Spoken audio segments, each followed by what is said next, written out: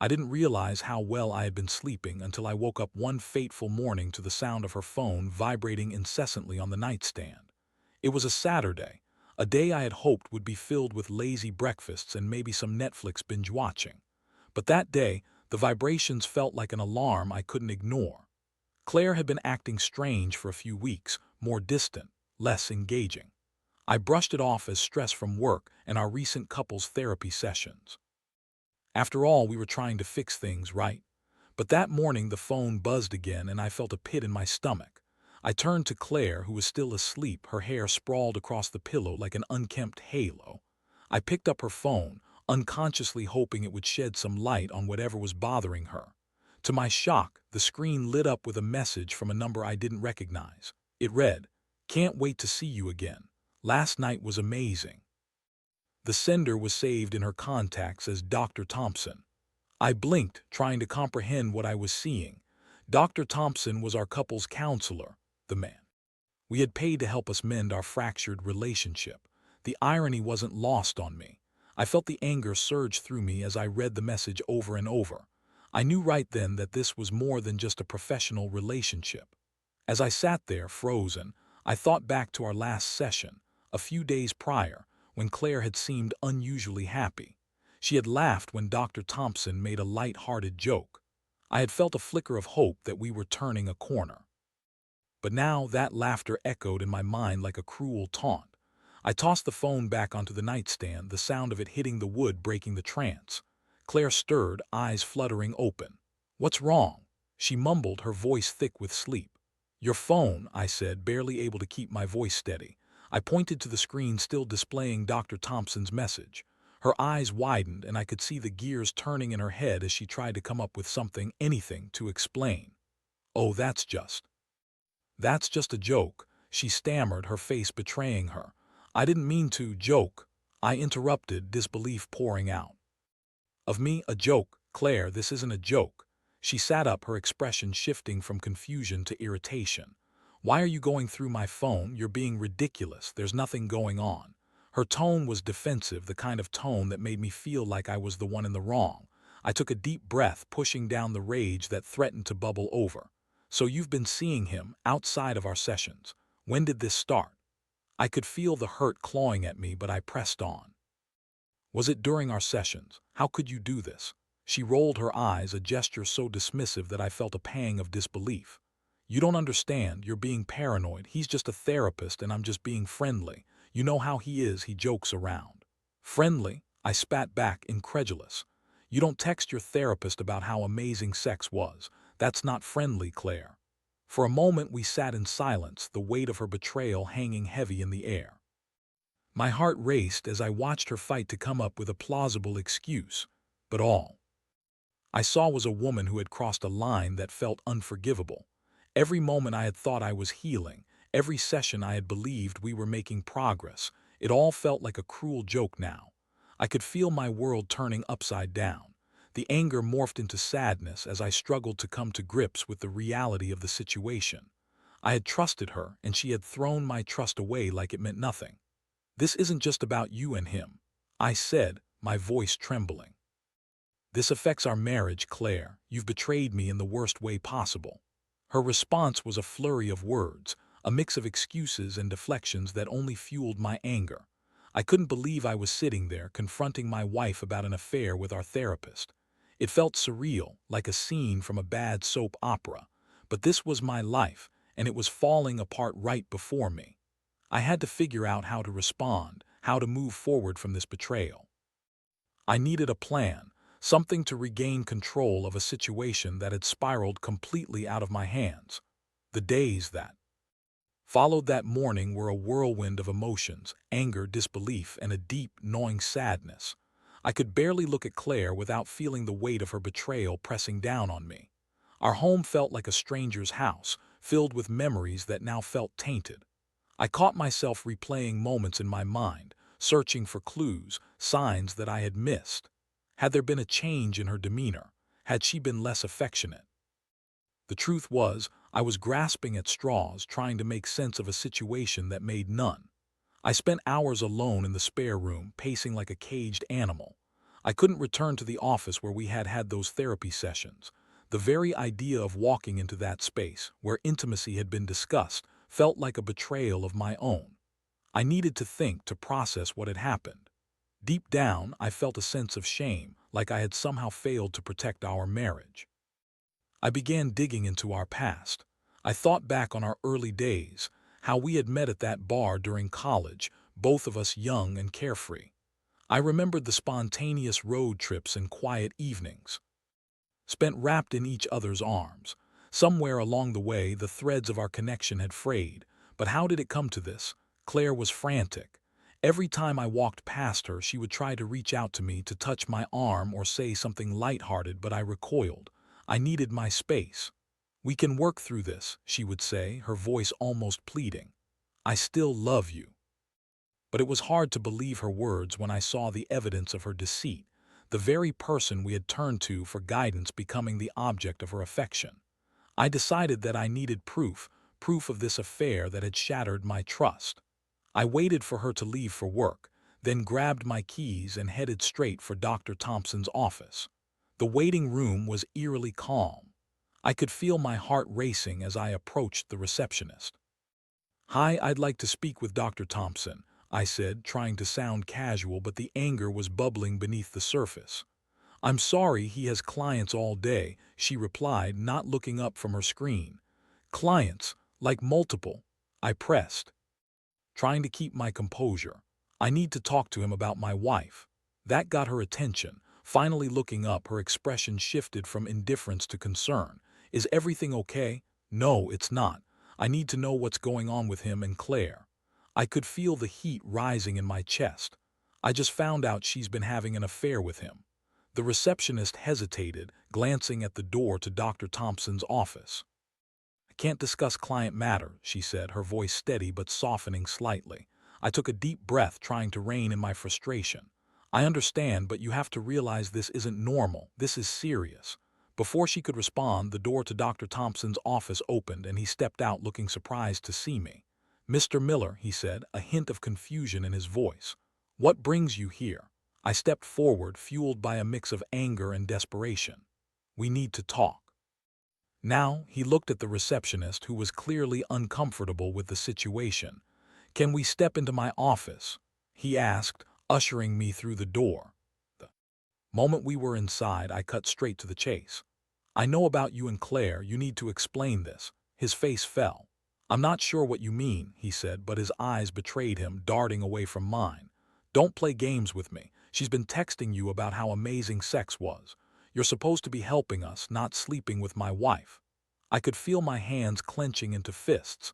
Dr. Thompson leaned back in his chair, his expression shifting from confusion to something more serious. "I can't discuss my clients, especially not in this context. That would be a breach of confidentiality." "Confidentiality?" I snapped. "You think that matters to me right now? You've violated every ethical standard by having an affair with her." He sighed, running a hand through his hair. "I understand you're upset, but I assure you Claire and I have a professional relationship, and this is a misunderstanding." "Misunderstanding?" I interrupted. "You think this is a misunderstanding? I need to know if this has been going on behind my back while we were trying to repair our marriage." The room felt charged, the tension thick enough to cut with a knife. He hesitated, his demeanor shifting. "Look, I can't say anything without Claire's consent. I can offer to talk to her about this." "Talk? What's there to talk about? You've crossed a line that can't be uncrossed. You're not going to brush this under the rug." He looked at me with a mixture of annoyance and concern, like a man who had just stepped into a hornet's nest. "Mr. Miller, I can't help you if you're not willing to let this go and focus on your own healing." Healing? My healing? This was about Claire's betrayal, and yet he was trying to push the responsibility back onto me. My anger boiled over and I felt the urge to lash out. "You're healing. You're the one who should be worried about your career, not me. If you want to keep your practice, you better start acknowledging the damage you've caused." He stared at me for a moment, and I could see the calculations running through his mind. "Let's take a step back," he finally said, his voice steadier. "I suggest you speak to Claire about this directly. She needs to be part of this conversation." I stormed out of that office, the weight of betrayal heavier than ever. I felt a mix of disgust and disbelief that someone I had trusted to help us could turn out to be the very person destroying our marriage. Now I had two targets for my anger, Claire and Dr. Thompson. As I drove home, my mind raced with plans for how to confront Claire one more time. I would make her see how serious this was, and I would not back down until I got the truth. I was done being in the dark, done with the lies. I had to take control back from the situation that had spiraled completely out of my hands. When I finally got home, I felt the adrenaline still coursing through my veins. I was raw, ready to confront Claire with everything I had, the hurt, the betrayal, and the anger boiling over. The house was quiet, too quiet, which only fueled my unease. I could feel the tension hanging in the air, an electric charge waiting to spark. I found Claire in the kitchen, chopping vegetables for dinner. She looked up as I entered, her face lighting up momentarily, but the moment her eyes met mine, that flicker of happiness vanished. "Hey, you're home early," she said, trying to keep her voice light, but I could see the tension in her shoulders. "Claire, we need to talk now." I stepped closer, my heart pounding in my chest. "Is this about earlier?" She put down the knife, a nervous habit I had come to recognize. "I told you I was just joking around." "Don't." I cut her off, my voice steady but firm. "This isn't a joke. You're sleeping with Dr. Thompson. I went to see him today and he wouldn't confirm it, but I saw the truth in his eyes. You two have crossed a line that can't be uncrossed."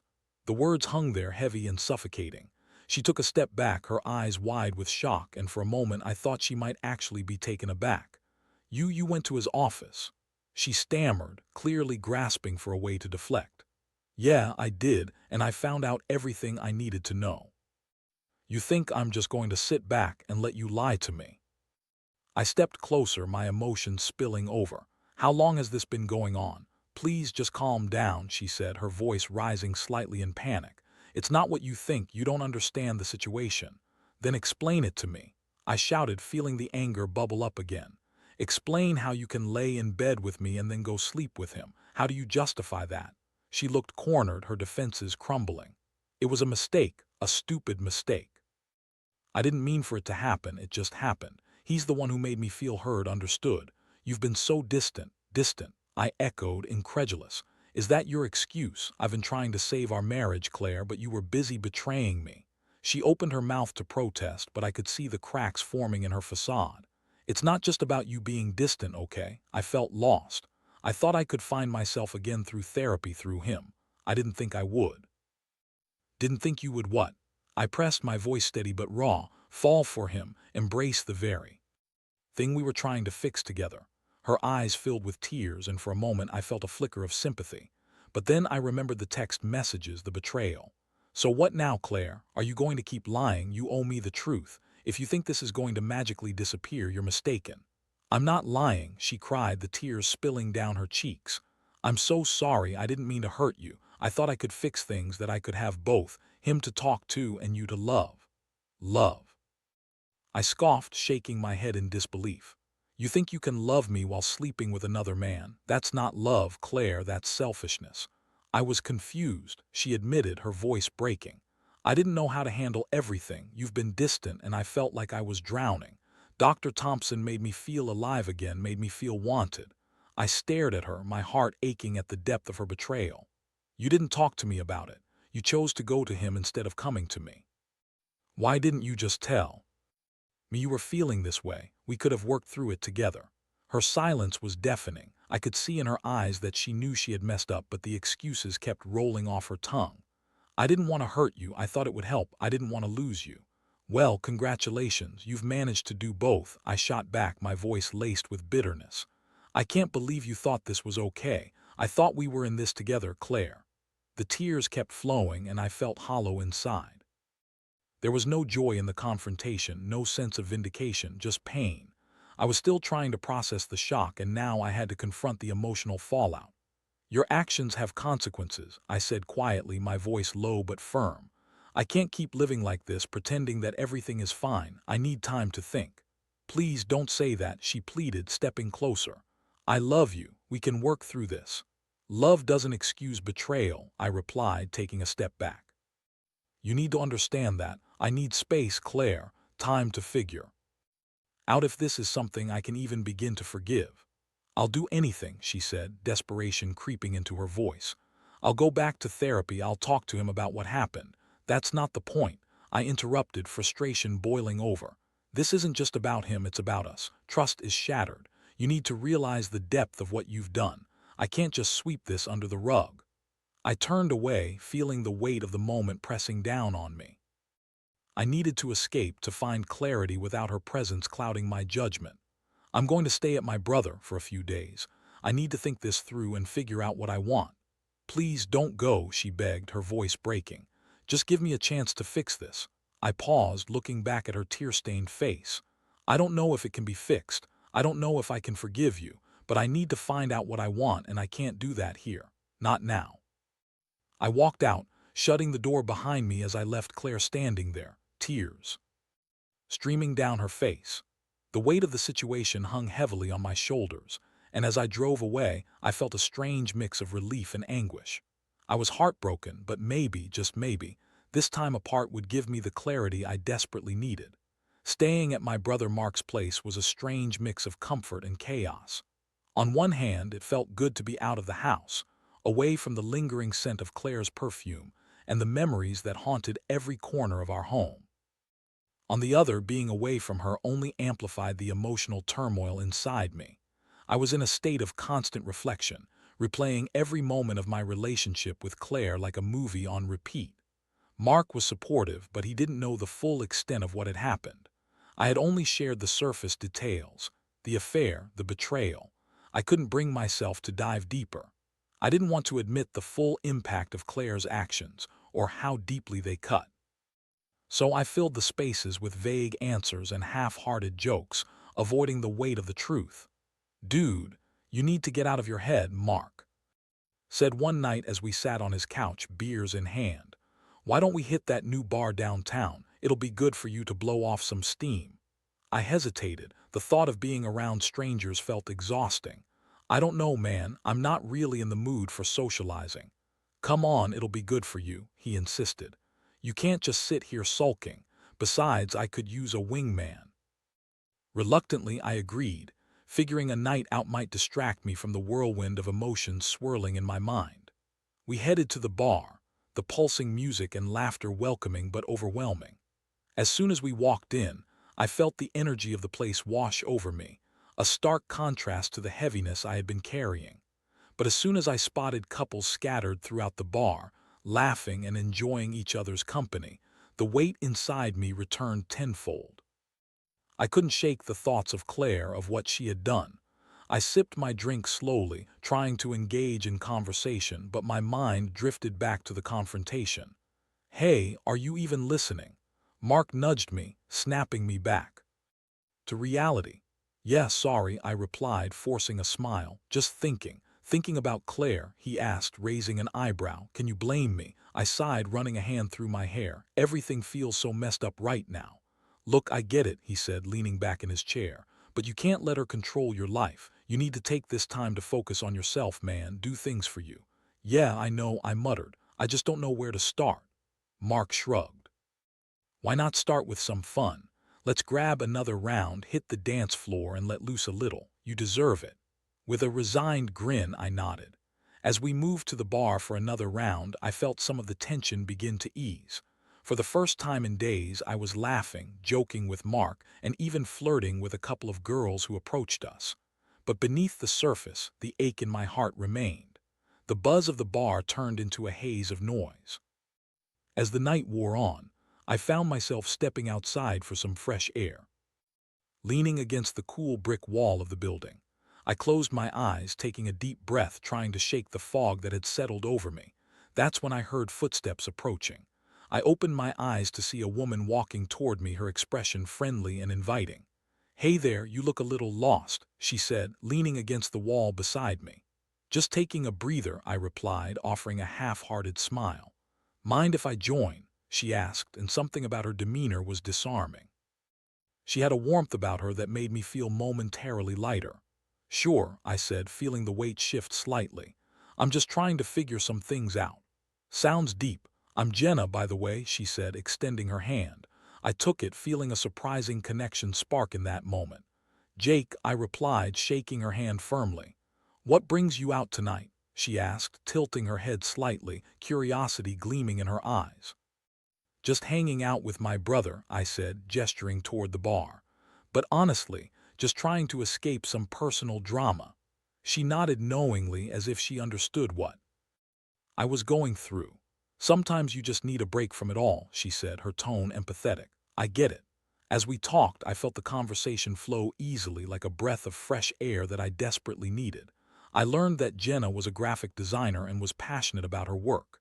She spoke animatedly, and I found myself drawn in by her enthusiasm. It was refreshing, the way she seemed to genuinely care about what I had to say. "Do you want to grab a drink inside?" she asked after a while. "I could use a refill." "Sure," I said, feeling the corners of my mouth lift into a smile. As we walked back inside, I couldn't shake the feeling that this was a moment I needed to embrace. I had spent so long wallowing in my heartbreak that maybe it was time to take a step forward, even if it was just a small one. We found a table, and as the night went on, I let go of some of my burdens. We laughed, shared stories, and I even caught myself forgetting about Claire for a while. Jenna's warmth was contagious, and being around her made me feel more alive than I had in weeks. But as the night came to an end, reality came crashing back. I had to remind myself that this was just a distraction, a temporary escape from the pain I still felt. I knew the issues with Claire weren't resolved, and I still had to confront the aftermath of her betrayal. Jenna and I exchanged numbers before parting ways, and as I walked back to Mark's place, I felt something shift inside me. It was a glimmer of hope, a reminder that life could still hold moments of joy even amidst chaos. But the thought of returning to Claire loomed large. The conversation I would eventually have with her weighed heavily on my mind. I needed to figure out how to address the betrayal without losing myself in the process. I had taken one small step forward, but there were still many more to take. The following days at Mark's felt like a blur of reflection and attempts at normalcy. I spent a lot of time thinking about my conversation with Jenna and what it meant for me moving forward. It was a strange mix of excitement and guilt. I hadn't expected to connect with someone, especially not so soon after everything with Claire. But there was something about Jenna that felt refreshing, a reminder that I could still find moments of happiness. After a few days of silence, I finally picked up my phone and texted Claire. I could feel my heart racing as I typed. "We need to talk. Can we meet?" It took a while for her to respond, and when she finally did, it was a simple okay. That was all I needed, a confirmation that we were going to face this head-on. I decided to suggest a public place, a cafe we used to frequent. I thought it might help to have some distance from the emotional weight of our home. The day of our meeting arrived, and my nerves were on edge. I arrived early, clutching my coffee cup like a lifeline. I watched the people around me, couples sharing laughter and warmth, and felt the pang of jealousy grip my stomach. I was about to confront my wife about her infidelity, and I wasn't sure how to navigate the conversation. Claire walked in, looking tentative and vulnerable. She had on a simple dress that used to drive me wild. I felt an ache in my chest as I recalled moments when we were close. But today there was a gulf between us that I couldn't ignore. "Hey," she said, her voice soft as she took a seat across from me. "Hey," I replied, trying to keep my tone neutral, though I could feel the tension thick in the air. There was an awkward silence as we both sipped our drinks. I took a deep breath, feeling the weight of what I needed to say pressing down on me. "I've been thinking a lot." "Me too," she said quickly, her eyes darting to mine then back down at the table. "I'm really sorry for everything, Jake. I know I messed up." "Yeah, you did," I replied, my voice steady but tinged with emotion. "I don't think you fully understand how deep the hurt goes, though. You didn't just betray my trust, you shattered our marriage." "I know," she said, tears welling in her eyes. "I felt lost, and I made a terrible choice. I just wanted to feel something, anything other than the way things had become between us. I thought I could fix it through therapy. But you chose to act on those feelings," I countered, my heart racing. "You didn't talk to me about how you were feeling. You didn't give us a chance to fix it together." "I thought I had lost you," she said, her voice shaking. "I thought if I could just talk to someone who understood me, who made me feel seen, maybe it would help. I didn't want to hurt you, but I did. Claire, I can't just forget this. You turned to another man, the one person who was supposed to help us heal. I can't ignore that, I said, trying to keep my voice steady. Trust is the foundation of any relationship, and you've burned ours to the ground. I know, she said, her voice tinged with desperation. I'm willing to do whatever it takes to rebuild that trust. I've already cut ties with Dr. Thompson. I'll go to therapy alone if I have to, but please, can we try? I watched her face, the sincerity in her eyes, and felt a flicker of something. Glimmer of hope amidst the wreckage. But then I remembered the pain, the betrayal, and the countless nights I had spent grappling with the fallout. I don't know if I can just jump back in and pretend everything is okay, I said, feeling the weight of the decision pressing down on me. Can we take it slow then? I'll understand if you need time, she said, her voice softening. I just want a chance to show you I can be better, that I can be the wife you deserve. My heart was torn. I wanted to believe her, to give her a chance, but I was also terrified of opening myself up again. I need space to figure this out, to figure out if I can forgive you, I finally admitted. I can't promise anything. Okay, Claire replied, her expression a mix of relief and fear. I understand. I just hope I can prove to you that I'm worth it. We talked for a while longer, discussing how we could navigate the coming weeks. I laid out my boundaries clearly. I needed time, and I needed her to understand that rebuilding trust would be a slow process. There would be no more secrets, no more lies. As we parted ways, I felt an unexpected weight lift off my shoulders. I had been honest with her, and while the road ahead was uncertain, it felt like a step in the right direction. But I couldn't shake the thought of Jenna lingering in the back of my mind. I hadn't expected to connect with her, but the conversation we had felt like a breath of fresh air after a long, suffocating period. For the next few days, I took time to reflect on my feelings. I was still hurt and angry with Claire, but there was also a part of me that missed her, the woman I had fallen in love with, the one who had shared laughter and dreams with me. I didn't know if it was possible to find that connection again, or if my heart had already started to move on. As I weighed my options, I decided it was time to reach out to Jenna. I sent her a text saying I had enjoyed our conversation and would love to meet up again. I needed to explore this new connection to see if it was merely a distraction or if it could grow into something more. After everything that had happened with Claire, I owed it to myself to find out what I truly wanted. And so, I found myself at a crossroads, torn between the woman who had betrayed me and the possibility of new beginnings. I knew I had a long way to go, but I felt a flicker of hope that I could reclaim my happiness, whatever that might look like. A few days after my conversation with Claire, I met up with Jenna again. We decided to grab coffee at a quaint cafe that had a lively atmosphere, the kind that was perfect for casual conversation. As soon as I walked in, I felt a rush of warmth from the familiar vibe. Jenna was already there, sitting at a table by the window, her smile brightening the room. "Hey, you made it," she said, her enthusiasm infectious. "Of course, wouldn't miss it," I replied, the tension I had been carrying starting to lift just by being in her presence. We spent the next hour talking about everything: our careers, our families, and what we wanted out of life. Jenna shared stories about her design projects, and I found myself captivated by her passion. It was refreshing to talk to someone who wasn't burdened by the weight of my recent heartbreak.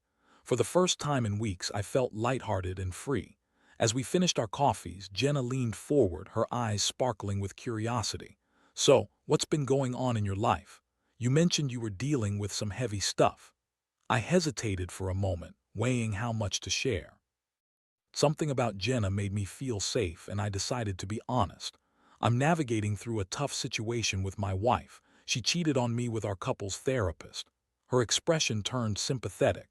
"I'm so sorry to hear that. That's incredibly painful." "It is," I replied, feeling the familiar sting of hurt. "But I think I'm finally starting to find my footing again. Talking to you helps." "And I'm glad to hear that," she said, her smile returning.